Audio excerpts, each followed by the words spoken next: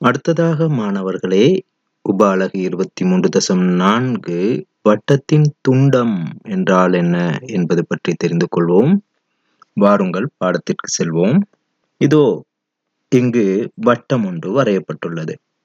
இப்போது வட்டத்தின் துண்டம் என்றால் என்ன என்பதை கவனிப்போம். இதோ அந்த வட்டத்திற்கு ஒரு நாண் ஒன்றை அமைப்போம். இந்த நாண் விட்டமல்லாத ஒரு நாண். வட்டத்தின் 2 புள்ளிகளை நேர்கோட்டினால் இணைக்க வேண்டும். இதோ இதனை நாண் என கூறுவோம். இந்த நாணானது வட்டத்தை 2 பகுதிகளாக பிரிக்கின்றது என்பதை அறிவோம். மாணவர்களே, இதோ நான் நிழலிடுகின்ற பகுதியை கவனியுங்கள். அந்த பகுதியை எவ்வாறு விபரிக்கலாம் என்பது தொடர்பாக நீங்கள் சிந்தித்து பாருங்கள். இப்பகுதியை நாம் வட்டத்தினது நாணினாலும் வில்லினாலும் அடைக்கப்பட்ட பகுதி என குறிப்பிடலாம். வட்டத்தின் வில் மற்றும் நாண் ஆகியவற்றினால் அடைக்கப்பட்ட பகுதி என குறிப்பிடலாம். இந்த பகுதியை தான் நாம் வட்டத்தின் துண்டம் என கூறுகின்றோம். அவ்வாறே மேலும் ஒரு துண்டம் உள்ளது. இதோ நாணினது மற்றைய பக்கத்திற்கு எடுத்துக்கொள்வோம் என்றால் அங்கு ஒரு பேரிவில் உள்ளது. பேரிவில்லினாலும் அதற்குரிய நாணினாலும் அடைக்கப்படுகின்ற ஒரு பரப்பும் உள்ளது. இந்த பகுதி வட்டத்தின் உள்ளே தான் உள்ளது என்பதையும் உங்களால் அனுமானிக்க முடியும். எனவே இதுவும் ஒரு வட்டத்தின் துண்டம்தான்.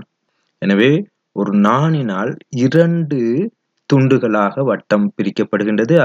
அதில் ஒரு துண்டம் பெரியதாகவும் ஒரு துண்டம் சிறியதாகவும் உள்ளதை நீங்கள் உணர முடியும்.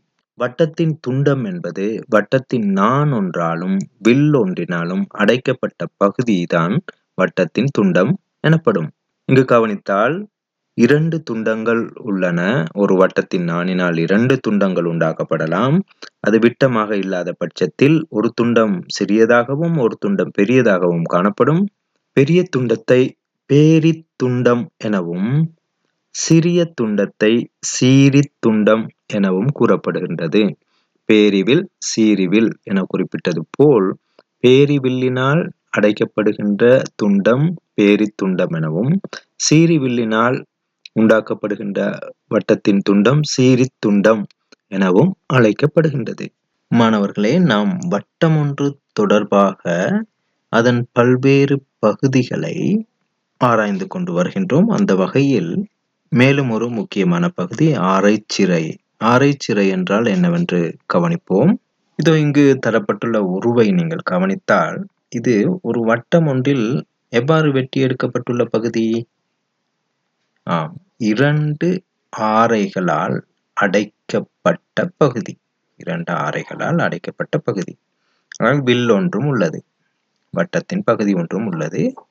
எனவே வில் ஒன்றினாலும் 2 ஆரைகளாலும் அடைக்கப்பட்ட பகுதிதான் இந்த பகுதி. இதற்கு ஒரு கோணமும் கூட உள்ளது. இதோ இந்த கோணம். இந்த வில்லினது நீளம் மாறுபடுவதற்கேற்ப அந்த கோணம் மாறுபடும். இதோ 0க்கு நெருங்கிய பெறுமதியாக இருக்கும்போது அதனது தோற்றம் இவ்வாறே விரிவடைந்து கொண்டு செல்கின்றது. கோணம் விரிவடைய ஆரைச்சிறையினது பரப்பளவும் விரிவடைந்து கொண்டு செல்கின்றது. 180 பாகை வந்தால் வட்டம் ஒன்றின் அரைவாசி பரப்பு வரும். அவ்வாறே 90 பாகை வந்தால் கால்வாசி பரப்பு வரும். இவ்வாறு 2 ஆரைகளாலும் வில்லினாலும் சிறைப்பிடிக்கின்ற பரப்புத்தான் நாம் சொல்கின்றோம் ஆரைச்சிறை என்று. இந்த ஆரைச்சிறை இடைப்பட்ட கோணம் ஒன்றும் உள்ளது. அந்த கோணத்தை ஆரைச்சிறை கோணம் என கூறுவோம். இப்போது நாம் ஆரைச்சிறை என்றால் என்னவென்று சுருக்கமாக பார்ப்போம் மாணவர்களே. வட்டம் ஒன்றின் 2 ஆரைகளினாலும் வில்லொன்றினாலும் அடைக்கப்பட்ட பகுதிதான் ஆரைச்சிறை என அழைக்கப்படுகிறது. அவ்வாறே ஆரைச்சிறை கோணம் என்பதையும் என்னவென்று பார்ப்போம். ஆரைச்சிறையால் மையத்தில் ஆக்கப்படும் கோணம் ஆரைச்சிறை கோணம் எனப்படும். மாணவர்களே, இப்போது நாம் வட்டம் தொடர்பான சாராம்சம் ஒன்றை கவனிப்போம். வட்டம் மற்றும் மையம், விட்டம், ஆரை போன்ற விடயங்களை நாம் அடிப்படையாக தெரிந்து கொண்டோம். அவை ஏற்கனவே தரமேலில் கற்ற விடயங்கள் தான். புதுமையாக இங்கு நாம் வட்டத்தின் மீதுள்ள யாதேனும் 2 புள்ளிகளை இணைக்கும் கோட்டை நாண் என அழைப்பது பற்றி தெரிந்து கொண்டோம். அவ்வாறே வட்டத்தின் நாண்கள் வெவ்வேறு நீளங்களில் காணப்படலாம்.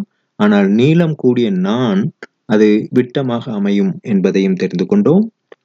வட்டத்தின் மீதுள்ள யாதேனும் 2 புள்ளிகளுக்கு இடைப்பட்ட அந்த வட்ட வளைந்த பகுதியை நாம் வில் என கூறுவோம் என்பதையும் தெரிந்து கொண்டோம்.